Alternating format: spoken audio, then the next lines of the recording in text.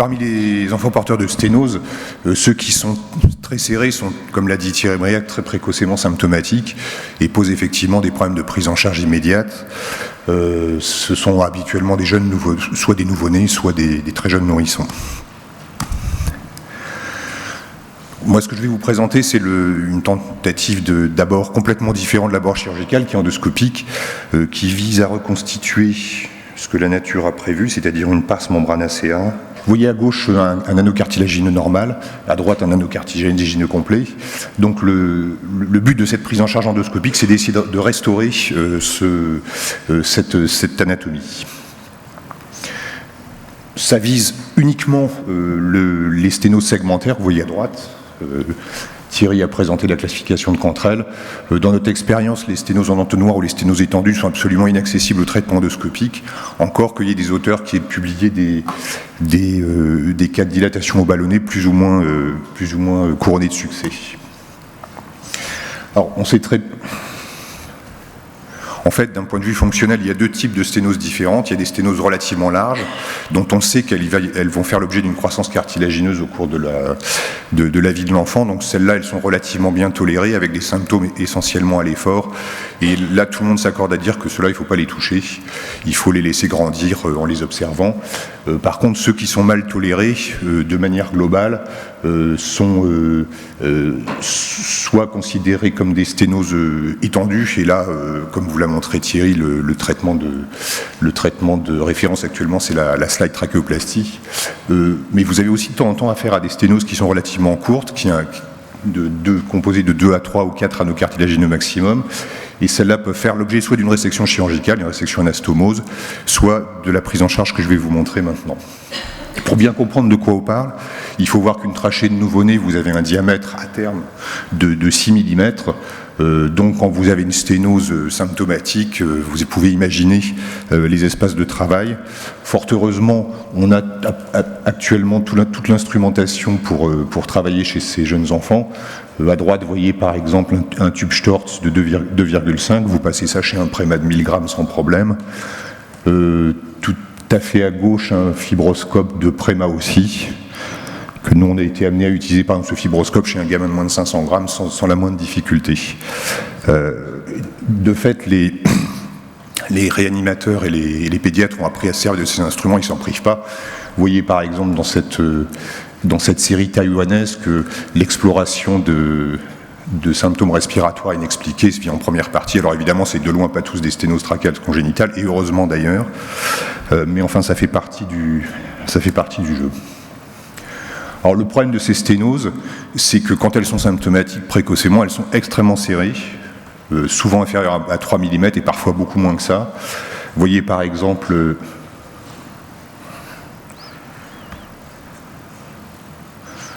ici un nouveau-né qui arrive dans ces circonstances-là. Vous voyez l'extrémité du tube rigide qui va buter sur ces anneaux complets. On a la disparition complète de la portion membraneuse et seule une optique ultra fine arrive à atteindre la carène. Ce qui fait que ces enfants sont souvent très difficiles à ventiler et vous ne pouvez pas passer la sténose avec une sonde d'intubation qui se comporte exactement comme ce que vous venez de voir. Et là, on voit très bien sur cette radio la sonde d'un tube qui est bloquée en position haute sur la trachée avec une hyperinflation, un trapping gazeux majeur.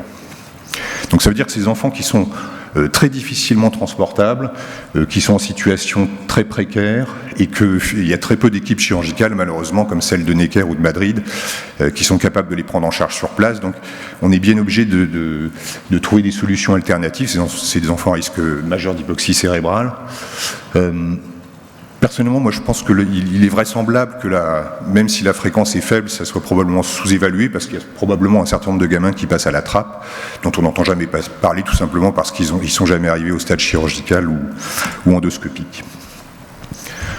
Alors oui, nous on a une expérience de sténose segmentaire, c'est Cantrell 3, qui est très limitée puisqu'on a observé 6 cas en 30 ans.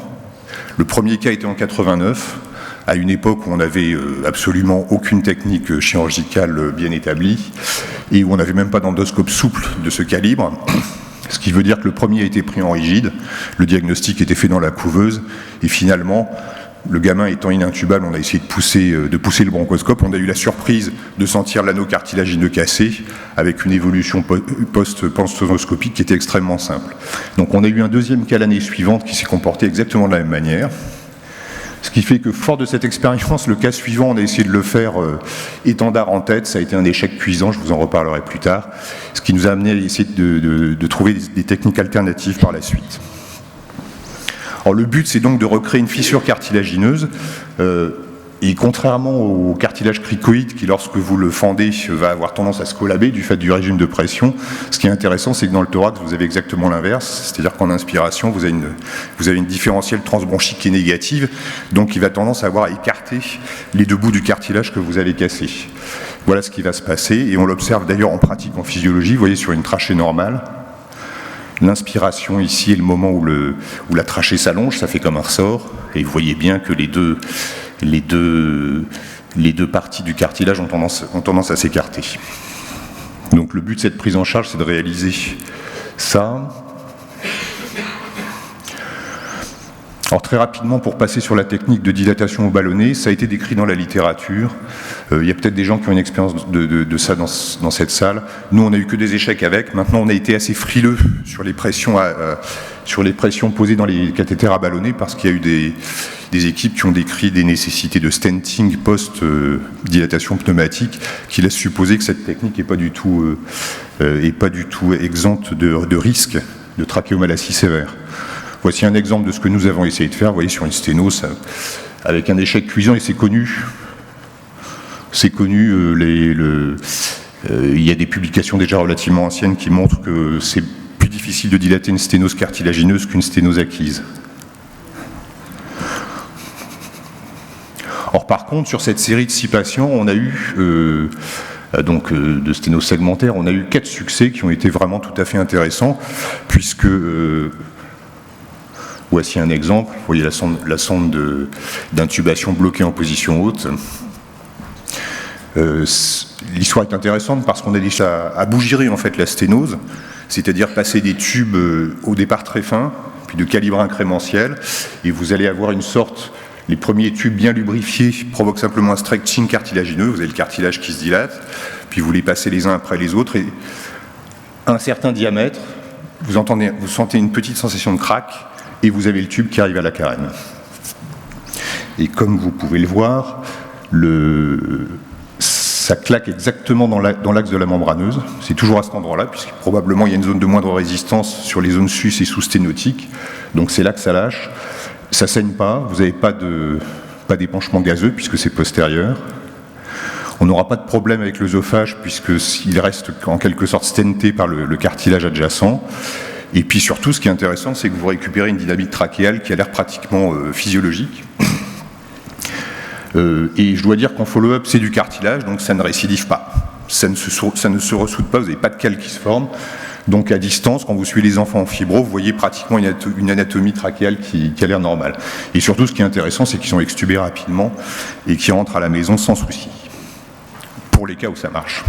On a quand même eu 2 échecs.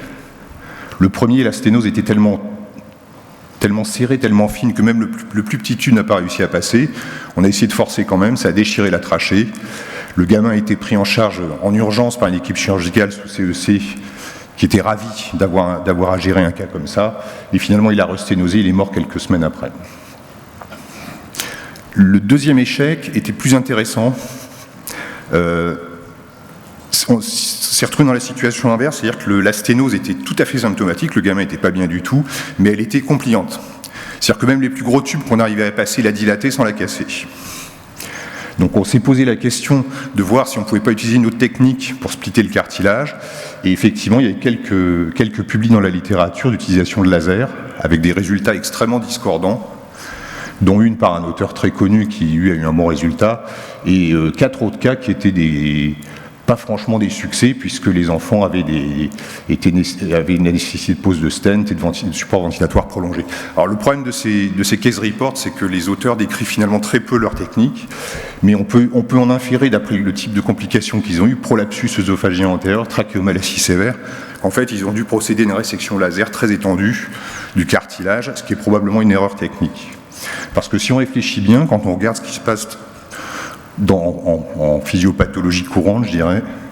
Si vous regardez certains types de trachéomalacie, quand vous avez un écart important entre les deux pieds du cartilage en fer à cheval, là, vous avez un aplatissement dynamique antéro-postérieur, et c'est probablement ce que ces auteurs ont provoqué en resséquant trop de cartilage. Donc nous, on s'est dit que finalement, cet échec, on allait prendre en charge d'un point de vue laser, mais en recréant ce qu'on avait créé sur les cas précédents avec un tube rigide, c'est-à-dire une fente linéaire. Et là, ça a marché en 2 séances.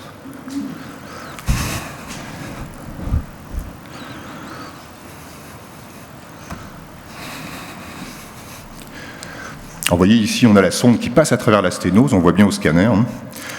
La sténose se moule sur la sonde, donc on a le même problème en passant les tubes rigides. Vous voyez ici, on commence avec un tube relativement gros, c'était pas un nouveau-né, c'était un jeune nourrisson. Et le tube, la sténose se laisse stretcher sans trop de problèmes, ça passe, pop, à travers. Voilà. Donc il faut être très prudent naturellement dans la réalisation du geste, il ne faut pas transfixier la carène, c'est un geste qui est évidemment dangereux. Donc ça ne marche pas, on prend un tube plus gros en vérifiant qu'il n'y ait pas d'autorino dans la salle, parce que là on commence à faire du stretching laryngé aussi. Heureusement Christian n'était pas là. Et là, on arrive à casser un anneau, mais pas l'ensemble de la sténose. Ces sténoses sont souvent multi-anneaux.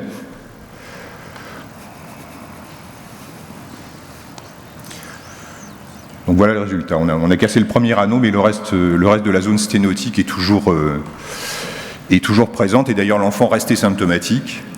Donc on a décidé de fendre les cartilages résiduels au laser en utilisant un KTP. Le KTP est intéressant en pédiatrie parce qu'il est véhiculé par une fibre optique, et vous pouvez donc le descendre dans la trachée ou dans les bronches, contrairement au laser CO2 qui est d'utilisation plus compliquée dans ce contexte. Vous voyez qu'en procédant prudemment, et sans trop creuser en profondeur pour payer à la proximité de l'œsophage et des vaisseaux, bien sûr.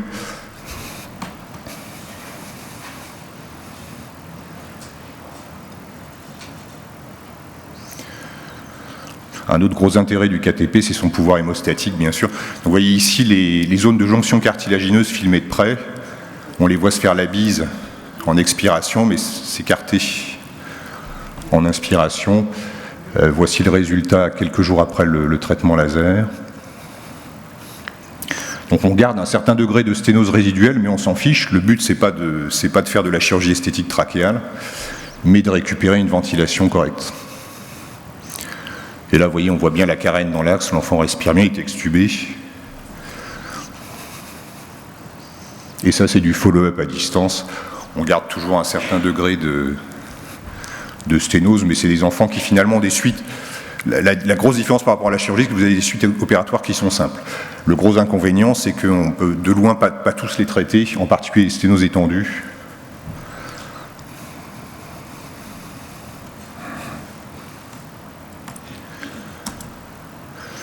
Donc les questions sont les suivantes.